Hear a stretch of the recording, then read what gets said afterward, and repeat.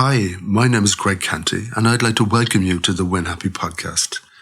I love chatting to people from all walks of life about their lives and their careers, about the choices they make along the way to pursue their happiness, and what winning actually means to them. I hope you enjoy these conversations as much as I do. Thanks for listening.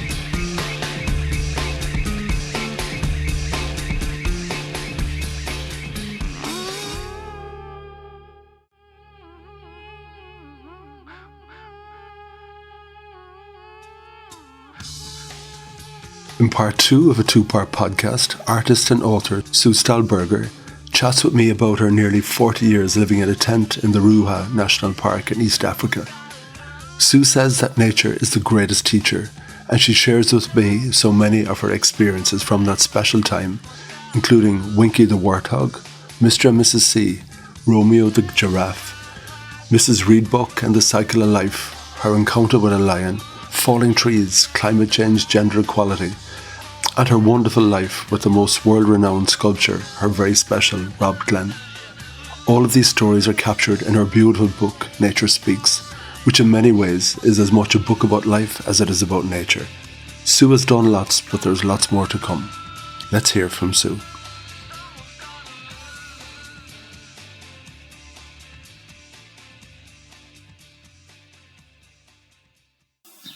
So, you were living in a tent effectively. Yeah. Now, I know you've been very thrifty and enterprising and creative and, making do wherever. But this was quite a different ballgame. No, it was wonderful. Yeah. I loved it. Living in a tent is easy. I mean, it's much easier than living in a house.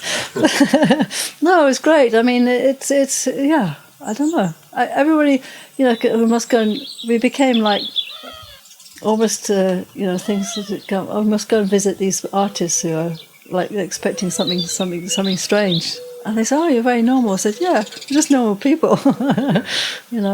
Just ordinary people. And in your heart, did you feel, okay, this is it, I'm not moving again now, this is... No, I didn't. I never thought anything, because I never took anything for granted. Yeah. Because you never knew, because you have to get your work permit renewed every so often. And so you never knew. I never even thought for a minute I would have been there 44 years or something. Yeah. I never dreamt in a million years that it would happen. I try to. It was just I took a day at a time, because you didn't know. Really, you couldn't live any other way. And people said, "Oh, isn't that a bit unsettling?" No, not at all. It makes you really enjoy and appreciate every single minute, because you never know when it's going to stop. So what was life like, day to day? Day to day? I was always awake very, very early. I always liked to wake up before or with the light. That's my thing. It's always been, ever since a kid, actually, because of the beach. I think we always used to wake up. I used to go swimming with my dad then. But, I wake up very early and usually go out and feed the birds. And I had a little walk down there. We streamed a path to where we had a little well, and I'd sometimes walk down there, get some water, do something anyway, and then come back, and then we'd have breakfast, and then cornflakes from the corner shop. No, every I don't know what it was, every 5 weeks we would go to the nearest town. Yeah. Which was like a 4-hour drive away, 6-hour drive away, because it's a dirt road much of the way. And you'd have to buy everything for fuel and, and all your food. And so, you just eat whatever. I'd make the breakfast. What was breakfast? We always had, because of Rob's thing, we always did a special, what do you call it? Not pancakes, but... You had enough of them in Italy. Yeah, no, exactly. I didn't make. Actually, we made lovely pancakes, but that was with different flour. It was with the Indian flour, and I did make those. But no, I was trying to think. We had oatmeal every day, porridge. So we had different types of porridge and different types of nuts and seeds and stuff like that. That's what we had every morning. And fruits. I always have lots of fruit. So Tanzania has amazing fruits. And you have to, because of how we lived, you have to eat the soft fruits first, and then you could end up with the things which didn't go off so quickly, like the carrots and onions. We always ate very well. I enjoy cooking. And we used to cook outside, obviously on sometimes just on the wood. It wasn't on the stove or anything. It was just on the wood. But then I did have a kerosene stove which was in the kitchen, which I would use for doing the lunches and stuff if I was going to do any. But baking and stuff I did always outside on wood. I enjoyed that because the different woods to give you different effects. I used to do a lot of baking in those days, but then we stopped because we were eating different foods. So would you get together for meals and stuff, or? Oh yes. That's why we always ate together. You were always the cook? Most of the time. Yeah. Sometimes, then Rob learned how to cook, and he really enjoyed it. That's good. Yeah, I know, but I did most of the cooking. But when we had to leave Ruaha and live in a little cottage, then he did a lot of cooking, which it kept him busy, and he enjoyed that. So, and it was good for him to do that. So your fabulous book, Nature Speaks, I felt reading it that it did capture that time. Do you think now, reflecting on the book, that it did capture that A to Z of all of your experiences there? Yeah, it does. So thank you. I've got a bunch of things I want to talk to you about the book, if that's okay. Yeah, do. The first thing that I thought was really interesting was you talking about the heart and not the mind. Yes. This whole idea. Could you explain that to me? Yeah, the heart is something I used for myself. I learned that my heart speaks volumes. I learn I can make right decisions through my heart, but my mind always gives me the wrong information. Yeah. But my heart never lies, ever, because it's a different energy altogether, and we are energetic beings, which I think people don't seem to appreciate. So whatever you think goes around the world. I mean, it does. I mean, it just... So if you're in fear, that fear goes everywhere too. That's why it's really important right now for us not to be in fear, because there's nothing to fear. And we should just be living in gratitude for being alive in this beautiful place, because that's all there is. If you do it the other way, you're just creating more fear in the world, which is enough of that stuff, so we don't need to do that. Did you learn that there, at that time? In Raha? Yeah. Oh, yeah, definitely. That's why Raha, the natures taught me all that stuff. Because it was actually, I think it was Winky the Warthog that taught me that. He was a great... He was next on my list. Yeah, Winky the Warthog. In fact, I have this little sign to myself that he comes with me everywhere, sitting on my shoulder. But he's not, obviously. That little warthog just gave me so much. He told me so much insight into how to navigate the world and to just accept whatever happening and make a plan, which is what he did. This little guy. And I realized because when he was really down and out and really suffering from being on his own, because we're not, he needed his friends, he needed his mother, he needed his brothers. My heart was also breaking because I could see what agony he was going through, and I could feel it, and I just thought, well, let me try and reach this guy with my heart, because see if I give him some support that way, which is what I started to do, and I realized then that afterwards, because he first time round when his real family came back, he was so ecstatic with joy and everything. He went rubbing up to everybody, going, "Wow, hello," and they actually, like, the mother was very uninterested. In fact, a little bit brutal with him. And his brother was, wow, he was really horrible, butting him. And anyway, so he realized. Anyway, he persisted and he tried and he followed them when they left, but it didn't look hopeful. But he left, and I wondered if I ever see him again. And then I think the next day or a couple of days, about 2-3 days later, he came back under the sun and lived on the same bush that he was in before. And I again started talking to him, and this poor little chap, he was so distraught, and he was getting skinnier and skinnier. And anyway, so then I could hear he was making funny noises with his teeth, and I also heard as well. So, and I looked, and I could see that there were other warthogs coming along. And I could see that this time there was more than whatever it was, I think it was 4 or whatever it was, more than what his family was. And so I hid because I didn't want to upset whatever was going to happen. And so I watched, I was wondering, and so he went all the way around. He did this big detour all the way around, it was miles, and came up behind them and just didn't touch them. Just very, very gently sort of just followed them and did what they did and went in the water that they went in and rubbed in the sand that they were in, and he just did everything they did, but not obviously. He just sort of blended in the background. Just tagged along at the back. At the back, Without yeah. too much fuss. Yeah, he didn't make any fuss. He didn't even let them know that he was there. And they didn't even know they didn't care that he was there, but they just accepted him because he wasn't doing anything.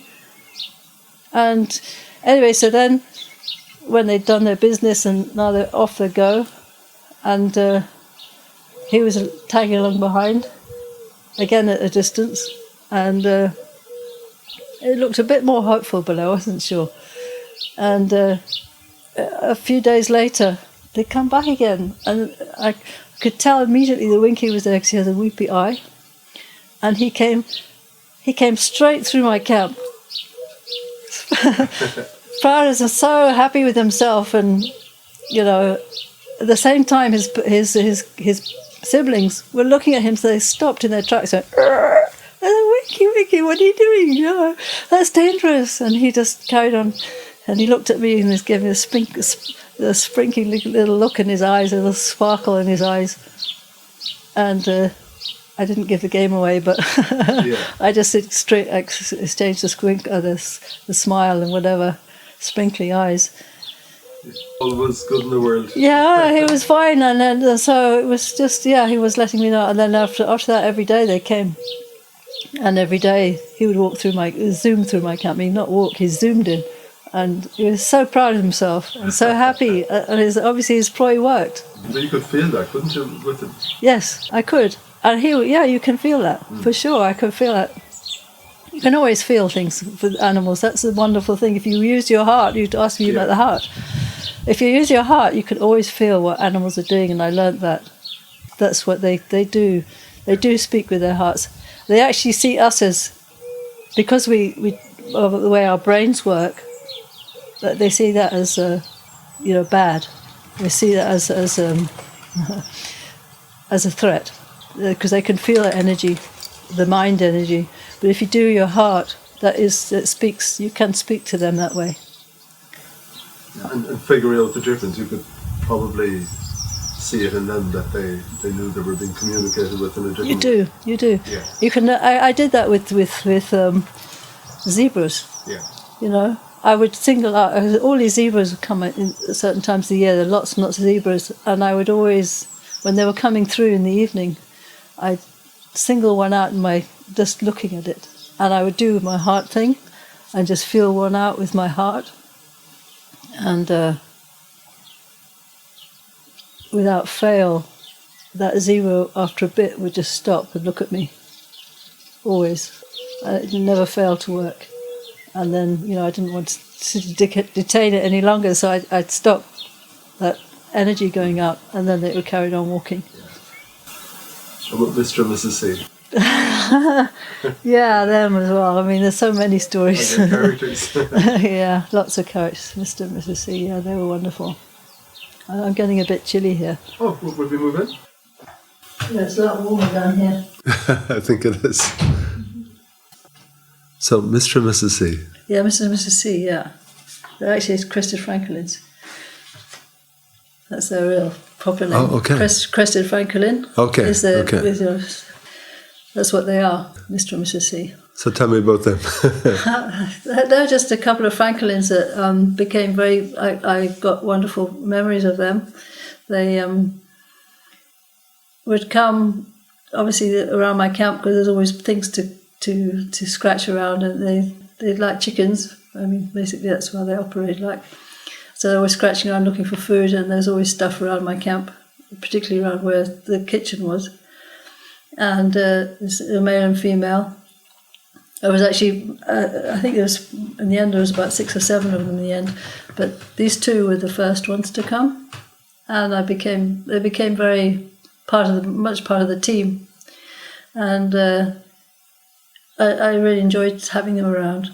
And I would sit on the side outside the kitchen and on the stoop of the kitchen and just chat to them and watch them doing their business. And then one day, some days went by and I hadn't seen them, and I thought something must have happened. I was a bit worried because that was unusual. And again, several days went by, and I just wondered what had happened to them.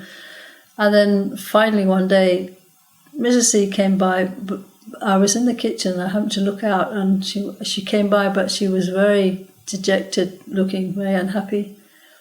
And I thought, oh dear, something's happened. And her husband wasn't there, her man, the male. And so I thought, oh dear, now something's happened. But she wasn't interested in food. She had a bit of water, and then she went. And I thought, obviously something's happened to Mr. C. And so I was very upset myself. I thought, oh dear, this is very sad. I'm very sad about this. And the days went by, and then suddenly she came by, and this time she looked at me. She had a real sparkle in her eye, and she was walking much differently. So I knew that something was up, that something had happened.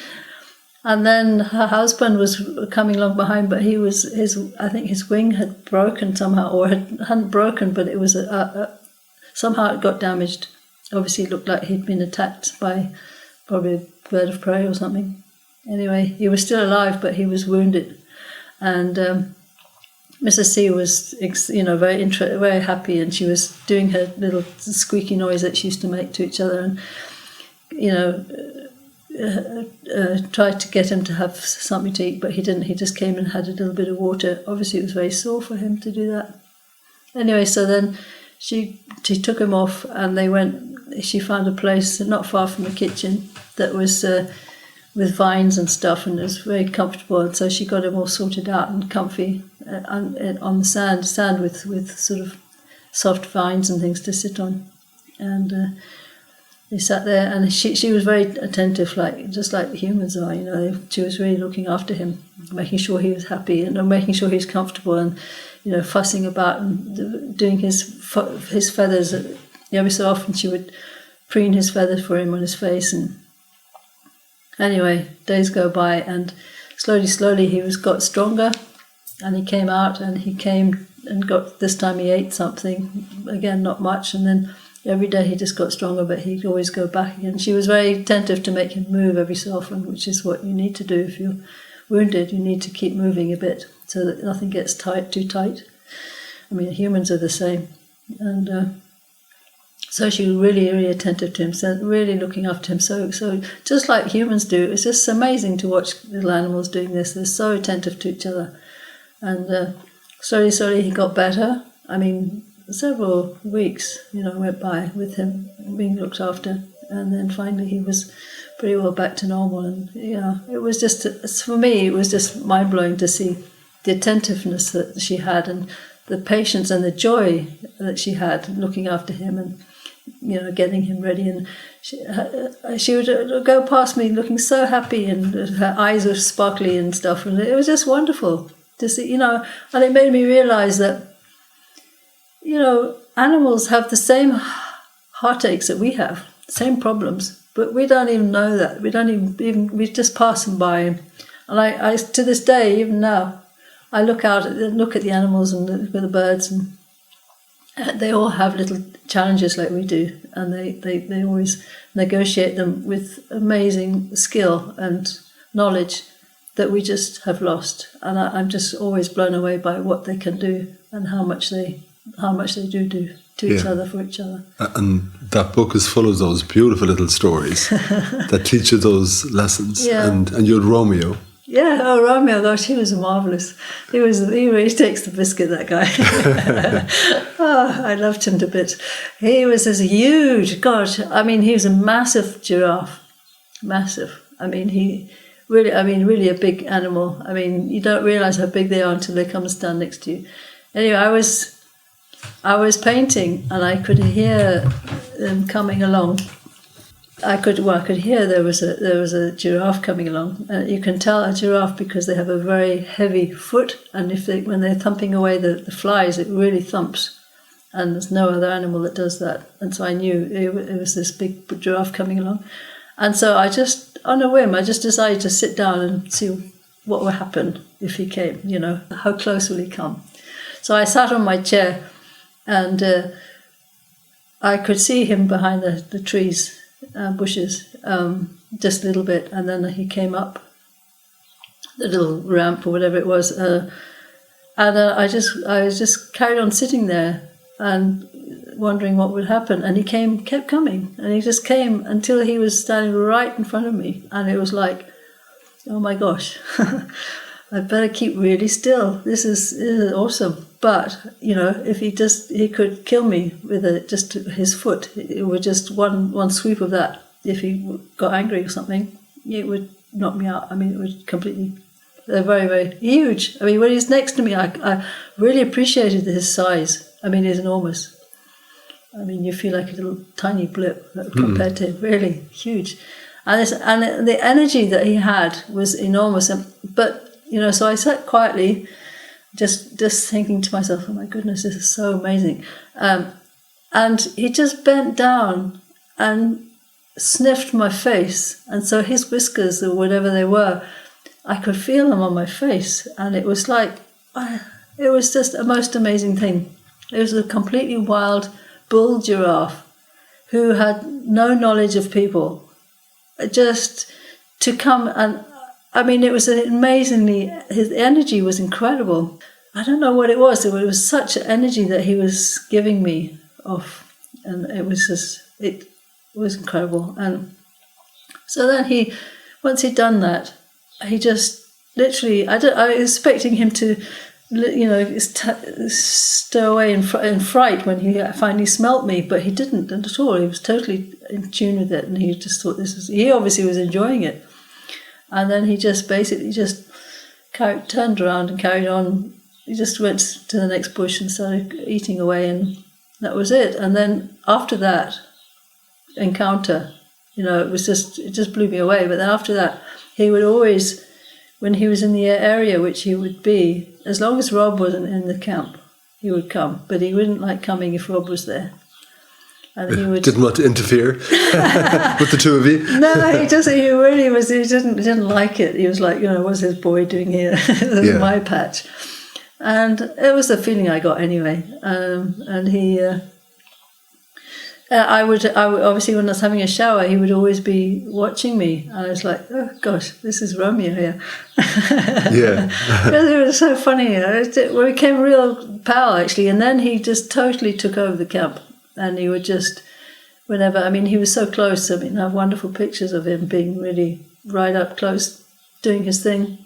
And like I said, you've got this male bull giraffe being very calm and happy being in my company. And it was, to me, it was just marvellous. And that was you with your heart again and not your mind, and communicating with them. Exactly, it's my heart, definitely. I've like I said, after Winky, I just know that that's what you have to do. And and then with the zebras and everything, that's what happens. There's so many examples I can give you for that.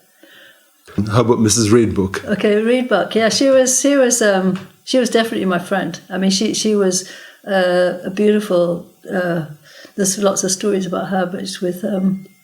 Yeah, she just, I don't know, which story do you want me to tell you? Mrs. Reedbuck, either when she was brought to pieces by the wild dogs. Well, the reason I wanted to talk about her, you've all of these beautiful, idyllic stories about these gorgeous animals, but there's obviously a big life cycle going on, and, you know, one pretty animal is someone else's dinner. Yeah. And you got very, very close to her. Yeah. And yet then you are living in the wild, and Yeah. she was someone else's dinner. Yeah. And the thing I wanted to ask you about was how traumatic that must have been.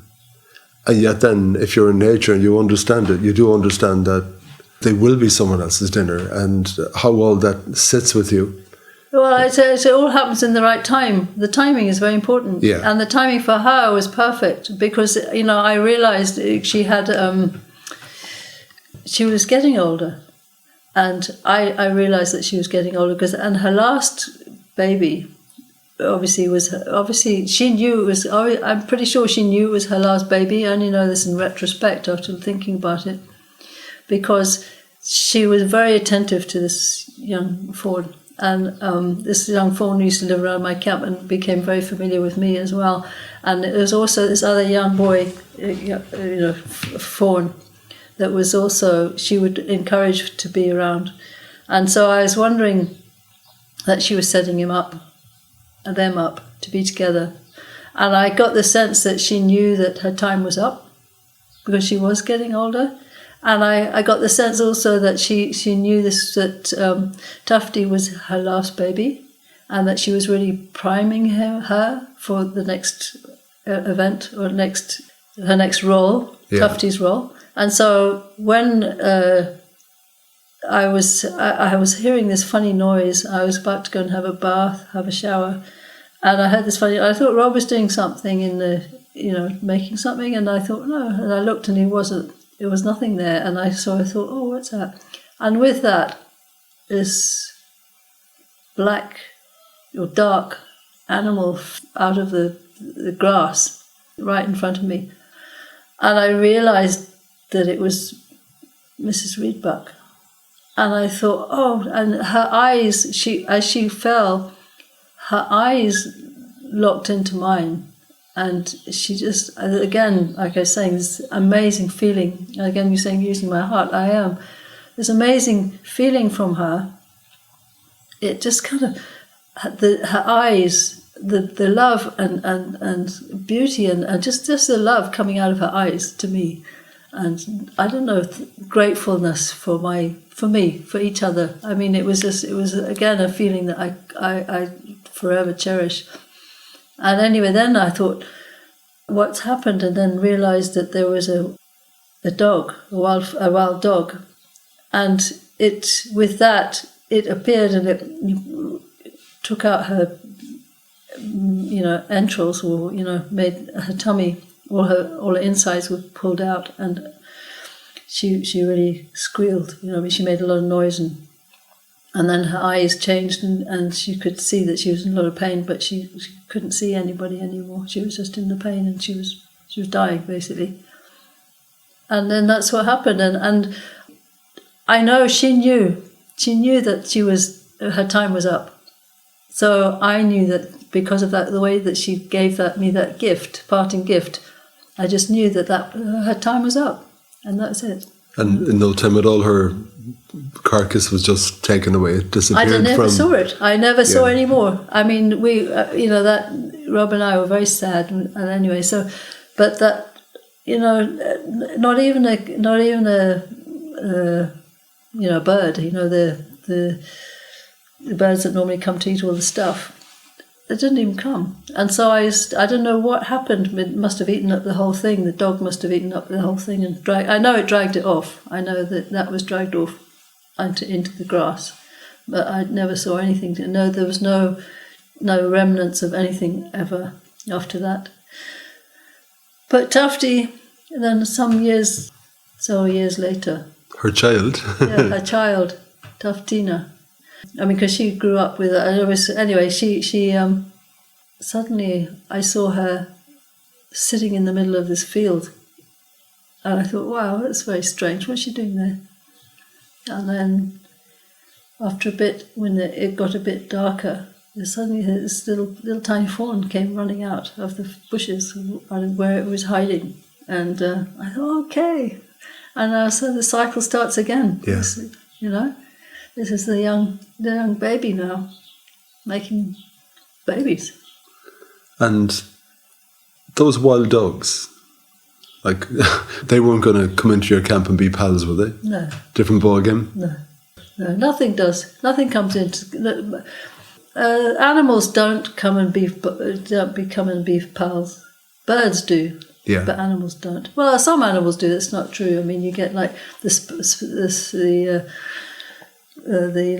little guys that were making so much fun. They used to really enjoy having them around. Anyway, don't worry about the names.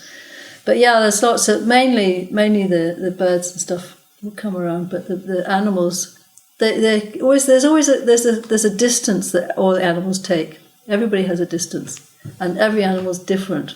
I mean, you have to give a wide berth. This is what you learn when you're saying how when I started I didn't know anything, because what you learn then is how to observe the space that is needed between you and the animal. And you never walk towards something; you always walk alongside. You know, if you walk towards it, it's going to run off. But if you walk alongside it, basically, not as though you're going away, but you're just going sideways to it. It won't take fright. But at the same time, you have to observe. You have to be mindful of the actual distance between you and the animal. Because even if you take a tiny bit more than they want, then they can get aggressive. You know, so you just have to know. So do you learn that the hard way, or? Yeah, you do. You do. I mean, I played chicken with a lion once, and I'll never do that again. Yeah, you didn't want to be anyone's breakfast. No, I mean, I wasn't doing it on purpose, but I was sitting just quietly, and this lion was coming along, and I thought, oh, I couldn't move actually because it was too close, but it hadn't seen me. That was the problem. And then when it did see me, I knew it could be a problem. You know, I shouldn't do this again. They were saying yum yum. Not quite. No, I wasn't. But I do know that I had frightened it because it didn't realise I was there, and then suddenly I was there. Yeah. And they look at you as though you're a threat, and so I just did. You can't run because then that'll make them run after you. You just have to sit there and just. It did just carry on. It just took fright itself and it went the other way. Yeah. But like I said, I won't do that again. But that's what I say, how you learn, you know, about what. And then that's when I learned about distances, about it being important. And then you become observant just by nature. You just see what's comfortable for everybody. Did you have moments of fear there? I mean, yeah, of course you do have moments of fear, but it's not if you can't ever run, and so you have to sit it out, and so you learn, you don't do that again, yeah, or whatever it is, or what the distance is, that you'd obviously not done the right distance then. And the seasons and the plants and the flowers and the trees, and that cycle every year. Was it always different? Yeah, it's always different. There's no. I was just saying to my sister the other day. Actually, there's no such, because she was saying about her plants and everything, and it's not like last year. And I said, no, it's never the same. There's no such thing as normal. Nothing in nature. There's no such thing as normal. It doesn't exist. Because every year is different. Because it all depends on the amount of rain that falls and where how much sunshine there is in between that, and every year is different. There's all these variables, and it's done like that on purpose because every year a different plant has a time to shine, to be special, to really flourish. And every year there's always a plant that's flourishing that you haven't seen before, even maybe. That's why that's the marvelous thing about nature. It's not the same old ever. Yeah. There's no such thing. And you have very strong views on climate change and what we're doing with our Earth. I do. I really feel that. I feel that it's like really hurts me. It hurts me to see and it's nobody's fault because they haven't been taught. They don't know, they don't understand. And I understand that, and I see why. It's heartbreaking for me to see what people are doing because it's so easy to change. It's so easy to do the right thing. And yet it's only because people don't know what to do. They don't even see it. And if you're blind, you can't see it. It's insane, actually, the way the world's living at the moment. I mean, but unfortunately, it's like, people who are insane don't know they're insane. That's the truth Yeah. of it. And so that's what it is that people are insane. But the way, sorry, not people, but the way systems are set up is insane. But the people who set them up didn't realise, don't feel it, don't see it, they don't know it, because that is their job, that is what they do, that is what they know. They don't know any different. When leaders of the free world think climate change is a hoax, and they think you can drill baby drill and plunder and make money wherever you can make money, and nobody's stopping them. Well, nature will stop it. You know, Yeah. this is what they don't understand, that nature's in charge always. You know, so we don't have a say in it, really. If we don't change, nature will just change us. You know, it's like a pendulum, and whatever you do one way, if we upset the pendulum so it goes one way, it's going to give back to us in equal measure the other way.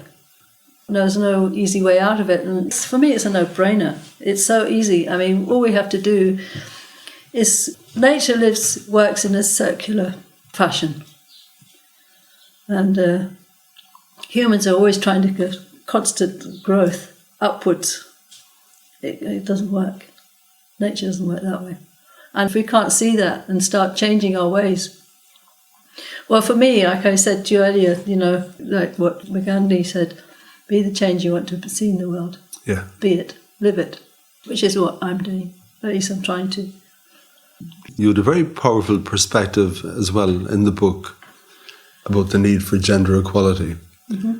And it wasn't a fist-thumping perspective on men and women are equal, but it was the need for that balance. Could you explain that to me? You observed that from nature. Yeah, I think, you know, women are,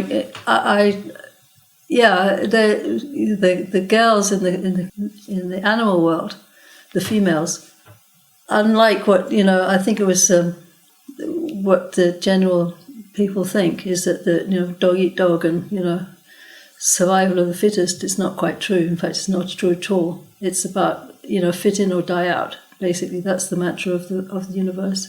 So if you don't fit in with what universe is doing, which is working in a circular way, circular motion, we will die out. It's very simple. Because, I mean, we are expendable, but nature doesn't give a toss really about us. But if we keep on messing things up, then it's going to just, you know, tell us, okay, well, you're too sorry about this, guys, but you can't exist anymore because you're just too much trouble.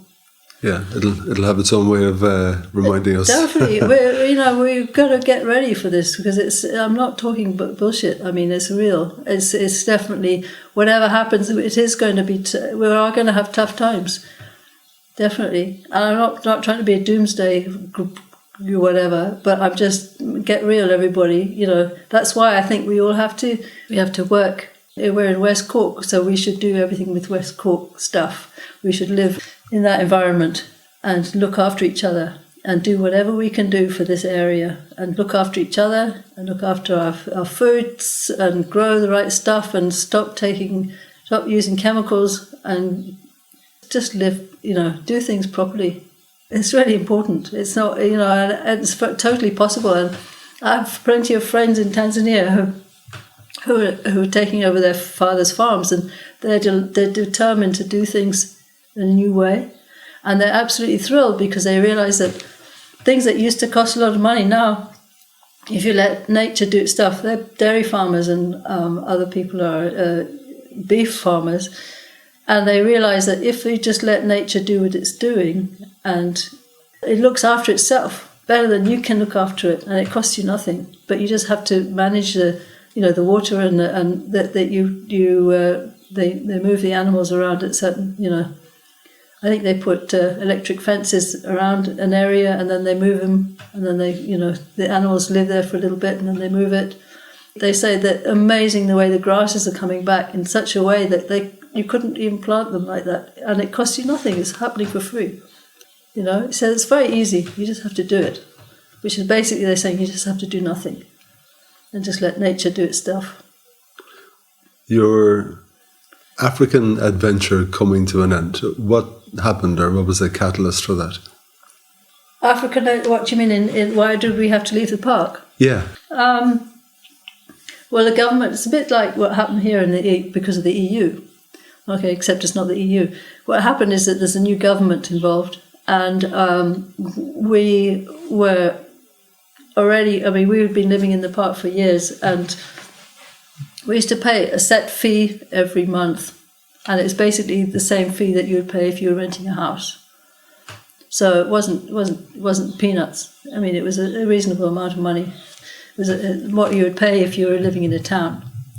And we paid the same amount for years, okay? But anyway, this new government, basically what happened is the chief park warden sent us a letter saying that he's really, really sorry. In fact, he didn't say this, but we phoned him in the end when we got the letter. We found out what's going on, And he said, "Look, I'm really sorry. I'm really sorry I had to write that letter, but I've been covering for you guys for the last 3 years, and if I do it anymore, I'm going to lose my job." So we said, "Yeah, don't worry. Thank you very much. You're very kind. Thank you so much." And so he said to me, "Just write what." As I said, we can't possibly leave because the letter said you have to leave in I don't know, what is it, a month or a week or something ridiculous. And somewhere you lived for 44 years, you can't just leave like that. So I said, "We can't." So he said, "Well, don't worry about it. Just write me a letter, say when you can leave, and that's fine." So that's what I did. When was that? So we left in 2020. It's too much to talk about, really. But so basically, we ended up leaving. We gave away a lot of stuff. Lots of people obviously needed stuff, and we were very grateful for everything that we gave. And we had some really super things to give away, and it was a pleasure to do that. But then we went to live in a cottage. It was in the nearest town, Kisselanda, and it was a very beautiful little cottage, and that's where we lived for a year. Maybe a year and a half, maybe even 2 years. It was a year and a half because then we went for Christmas here to be with my mum because we were doing that Christmas thing. Laughing, Rob and I, because it was the first time we'd lived in the house together. And we had a lot of fun. We really enjoyed it. So that was novel for us. But yeah, it was different. What he did, which was great, because he's had such an amazing life. And his kids wanted to have his stories, and so Rob said, "There's no way I'm going to write all my stories down." So we decided that he should talk them, and so every so often he'd shut himself up in his Land Rover, which he loved, and talk his stories into the microphone, whatever it was. And so they've got lots and lots of his stories, which is great. I do as well, but so that's what he did at this time when we were in this little cottage. Rob, he always liked to be doing something, and so he was also doing the cooking, so that was brilliant too. So we had a lot of fun, actually. It was great.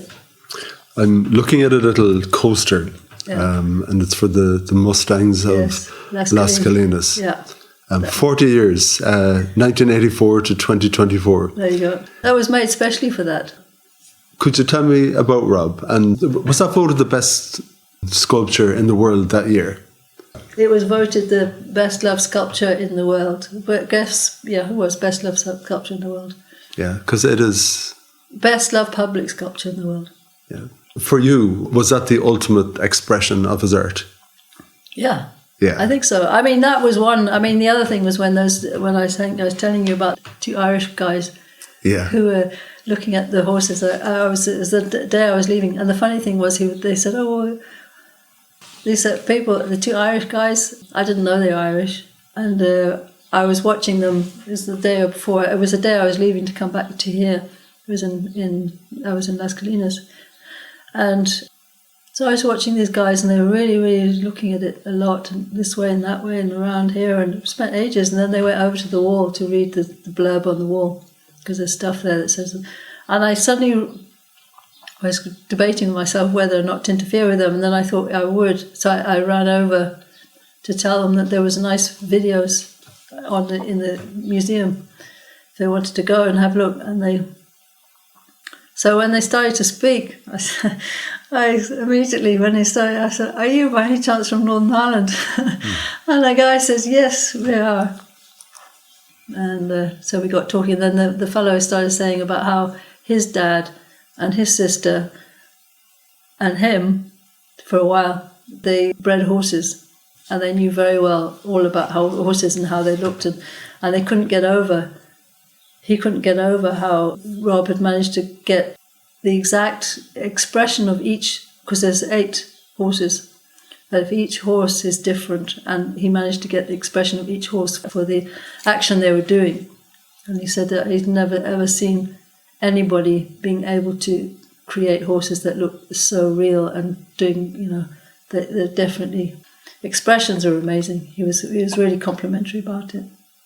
So that for me was amazing. I was really thrilled to hear that, because people who really know about horses and that they see it, it was, for me, really showed. And he actually said that this was his favourite sculpture in the world as well, and that he had told everybody about it. So yeah, I think it's quite normal. I mean, I think it happens a lot. I mean, on this 44 anniversary, they had people come and tell stories about what their experiences was with the horses, and one couple was talking about how, one lady was talking about how, a nice American accent, about how her husband proposed to her at the horses way back whenever it was years ago. Rob would have enjoyed that, I'm sure. Yeah, I know, because he's signed everybody. I mean, Rob was so humble. He would. I don't know how many things he signed for people over the years, and he'd really enjoy it, talk to people, but totally with a open heart and with complete no ego about it whatsoever. Yeah, very special. And joining, I don't know, I'm going to call it normal civilization back in Ireland in Skull. How was that for you? For him, for me. For both of you. For both. Oh yeah, we both loved it. Rob loved it here. Yeah, he really did. And in fact, funnily enough, his son was always very kind of like, "Well, Dad, what are you doing over there? Why don't you come over here to Kenya where we got people who can look after you and blah blah blah?" Because he didn't realise that he thought Ireland would be like England. And he hated England, which for me as well, I didn't do well in England at all. But then he came over to see. They came for a holiday. The family did. The two families came over, and that was the day actually that Rob, first day when he wasn't so well, and Mark said the minute he got on an Aer Lingus flight, he said the minute he got on the plane, he realised he was coming to somewhere different, and he said when he was here, he said this place, the house, where we are, and upstairs, because that's where Rob was lying in bed at that time. And he was blown away. He said, unbelievable. He said, this is amazing. Totally blown away. And so he totally changed. In fact, when he got back to Nairobi eventually, he actually phoned me. And Mark had never phoned me until that time to tell me that. And it was I just was so pleased. Yeah. We were chatting earlier and you were explaining to me how the woman living out there in her tent, that's nearly a different Sue to the one we have today. Well, you have to be different, don't you? You know, like people say, oh, don't you miss Africa? And I say, well, you can't even compare. There's no point in comparing. It's just a different life. Yeah. I mean, when you go there, I mean, I love it, always. I mean, when I was there, it was mad and was doing so many things. But it feels right, it feels like home, and I love it. And then when you come back here, I have the same feeling. I'm really pleased to be home. Yeah. I'm glad to be done with all the running around that I had to do. Because literally, for the last 8 years, my cousin Kath pointed it out to me because I'd forgotten a lot of stuff, and she said, "You've been running on adrenaline for the last 8 years, and you need to stop." Is she right? She's right, totally. I mean, I do know that my brain is saying, "Look, stop! I don't want to think anymore." And that's why I'm struggling a bit with the names, but it's coming back as I go along. I'm because I write a diary all the time and very careful to make sure I'm making notes of myself, but I just need to rest. I need to just get used to being me again, because I've spent the last 8 years looked after Rob, really. When we were in Tanzania, in that wet season, the last wet season, I realised, this before we even knew we were going to leave, it wasn't even on our... There was real massive rains. It was huge. And so basically all the bridges broke, and, the Roja, it was a massive, I mean, it was huge. Everything was broken, basically. And so we were marooned in camp for basically 6 months. And luckily I had a lot of food, but also we did get some food dropped to us on a plane. Not in camp, but in another part. And then the Rangers brought it up. That's another story altogether, but I realised then that Rob would not manage another wet season in Tanzania. Was he tired or sick? Or? No, he wasn't strong. And twice, actually, it wasn't his fault, but he got rid of the shoes, but he had first thing happen, he was very accident prone, Rob, really, always has been. He's always doing things to himself without meaning to, but just because of lack of watching what's actually happening. But he had studs on his shoes, one way of doing your laces. A freak thing happened, but somehow or other, one lace got tied up in such a way that it made him fall, because it was like a tightrope thing that just, and so I was in my camp, but I came over and I saw he was a bit shaken and he said what happened, and he had fallen, and his head had millimeters away from a white piece of granite that was, I mean, it would have sliced his head had he just been a millimeter different. And then I realised that he wasn't safe roaming about on his own. Okay. And so that from that day onwards, I know I've been living on adrenaline. I know because you're really watching out for him, make sure nothing happens. And we were marooned there we loved it. I loved it, I know, and he did as well, because the Rangers were evacuated by helicopter, by the government, not the government, the army helicopter came. But we couldn't get there anyway because it was so flooded. Quagmire, we couldn't move. And so there's no way we'd get anywhere. We didn't have anywhere to go, and we were quite happy to be left in camp. So we were there by ourselves, and everybody had gone. And actually, for 1 second, you were saying to each other, "Is this a good idea?" And then we thought, "Oh yeah, it's brilliant. At least we've been," because we had been giving the Rangers a lot of food as well, our food as well, and so you're also looking after other people, and so it was actually really nice to just be us, and to have to look after each other. And I actually ended up I moved to sleep with Rob, because when the rains kept coming, the road between us became a river. And if it was at night, I wouldn't have been able to get to him if something happened to me or to him, and I wouldn't have been able to know. So you broke your own rules, did you? I did, but again, it was necessity. It was perfectly okay. I mean, I wouldn't have slept without knowing that he was all right and I was all right. In fact, I remember one evening, we were just standing on his veranda and we were just holding on to each other because the rain and the wind was so extreme. We just didn't know what was going to happen. But anyway, we survived. Do you miss him? Miss Rob? Of course I do. Yeah, of course you do. Yeah. Silly question, great. Not a silly question, no at all, but I do. We were such good friends. We were such good mates. I'd say that. I've never would have again, such a good friend. Yeah, fantastic. Yeah. Tell me about falling trees.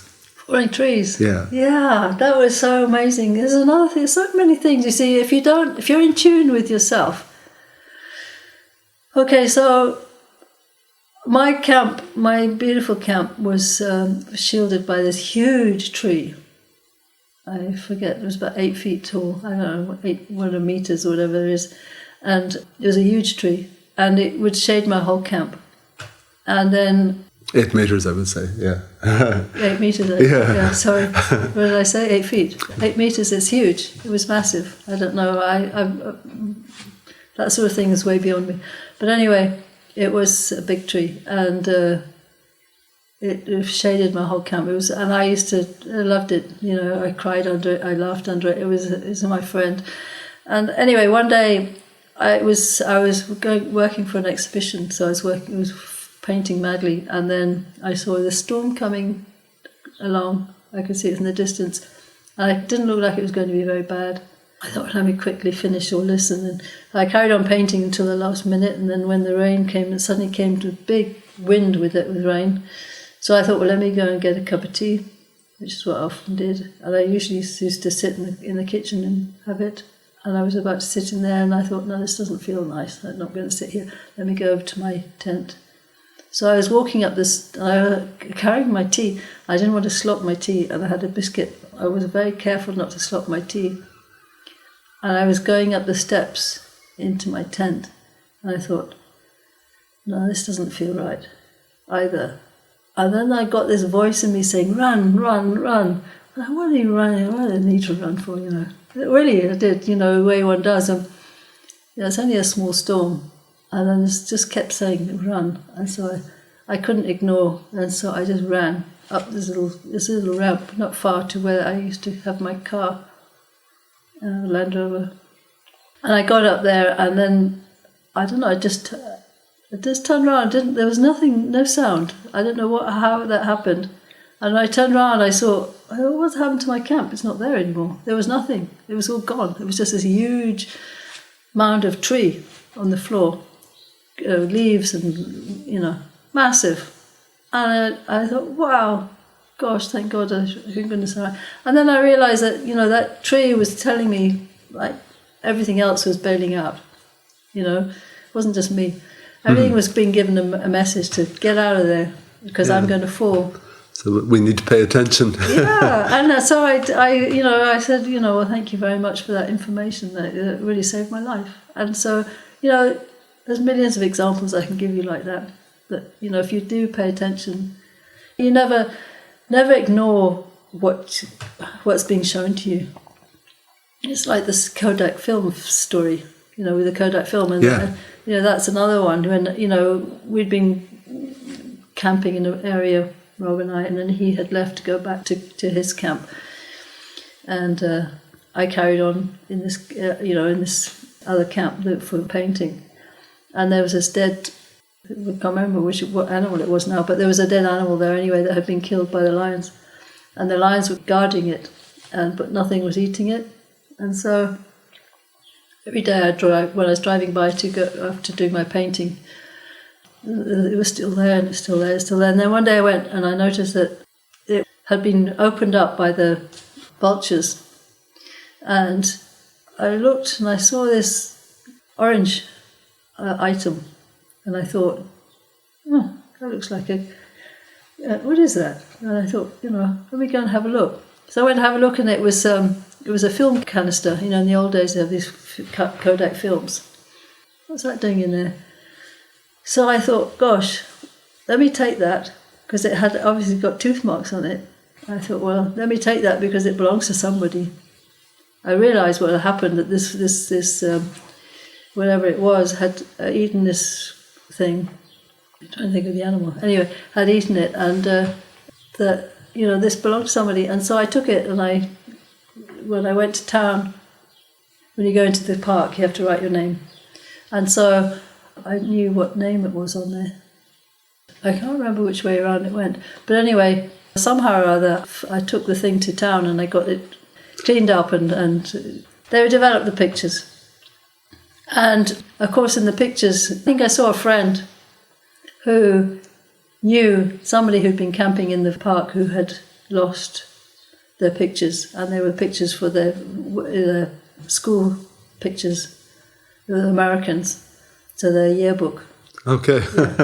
Anyway, so when I had them developed, it showed, the films showed the number plate was clearly, in one of the pictures, was the number plate of the car. And so with that, I was able to ascertain where this person was, because somebody said, oh, yeah, I know them, yes. Don't worry about sending it to, just give it to me and I'll get it to them.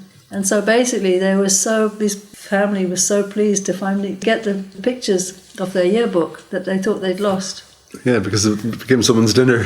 Yeah, and it was like so I said to you, just notice what you notice. There's always a reason, always.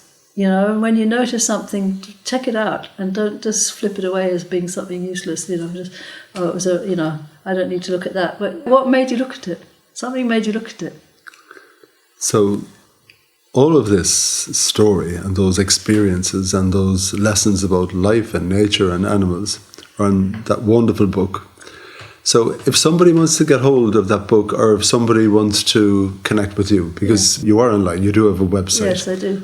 I'll put a link in the notes to the podcast anyway. You put a link on it, because I mean, there's various ways you can do it, but I would just Google it. Can people purchase your book? Yeah. Yeah, okay. Sure. Worm Books, they have it. Okay, Worm Books in Skull, yeah. In Skull, they have it, or I have them here as well, myself. So, I mean, Worm Books would be good enough. Yeah, if perfect. you get to Worm Books.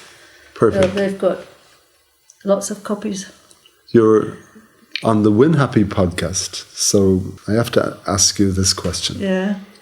What is happiness? What is happiness? To you? Happiness to me is being outside with nature. Is this not too cold? Well, no, you just have to. Wrap up. You just have to dress right. Yeah, I like it if it's cold. Actually, I really do. I really enjoy the cold weather as well. I've learned if you wear the right clothing, there's no problem. We should have stayed out and just put our coats on. No, we're just sitting doing nothing. Then if there's a wind like that, it's not any good. Yeah, that's true. Yeah. And then I talk about winning happy. So, Sue Stolberger, you've been through a few up and down, tumultuous, is that the right word? Yeah. Yeah. Tumultuous. Tumultuous. Yes. Yeah, you've been through a few tumultuous years. Lots of change. And I know beloved people in your life have left. Yes. But they haven't really left. No, They're still with you. They're of course still they are. Yeah. And what does winning look like for you now in terms of objectives and things that you'd like to achieve? Or Winning? Yeah. Well, objectives, what I'd like to achieve is I'd really like to enthuse young people to get back to nature. That's a really big thing I really want to do. I really hope to encourage, because I've lived my dreams. Yeah. And everybody can live their dreams. You just have to believe in yourself. That's all you have to do. And you're going to be stopped by everyone. Oh, you can't do that.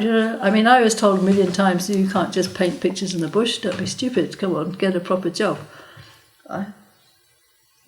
I did. I managed. I wasn't being silly about it. I don't know. That was in my heart. I just knew I could do it. That was all. And I just know that everybody has that same possibility in them. We're all wired the same way. We all have that same possibility to live our dreams, all of us.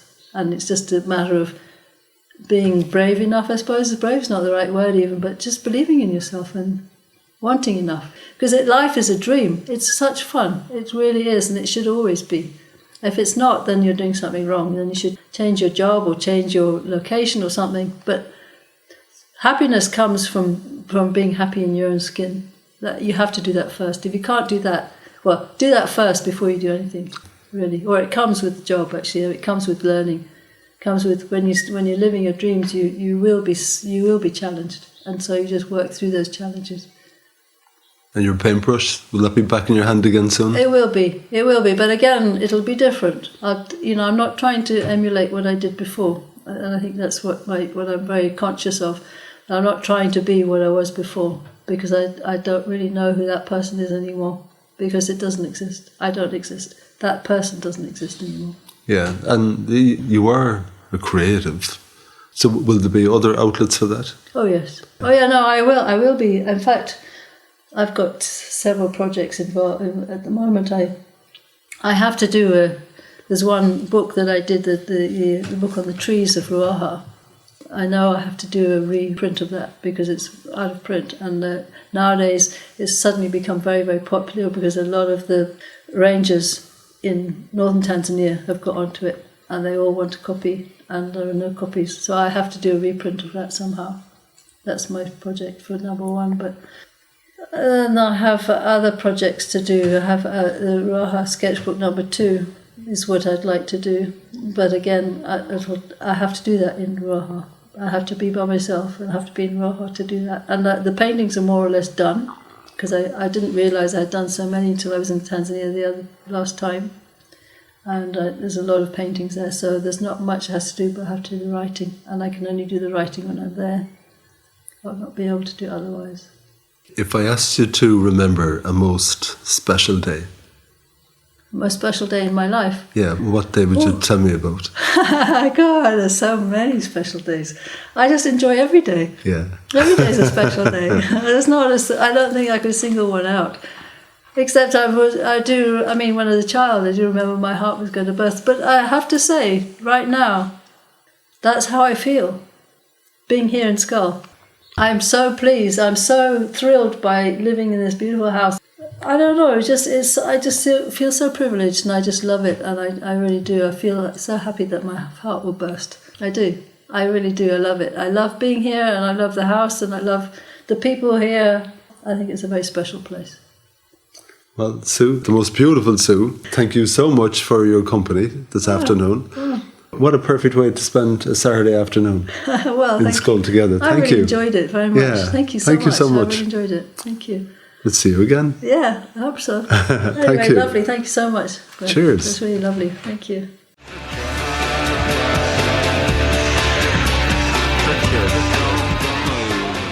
Thank you for listening to the Win Happy podcast, which has been brought to you by Fusion Communications. If you'd like to get in touch, feel free to send me an email at greg@fusion.ie. So until next time, take it easy.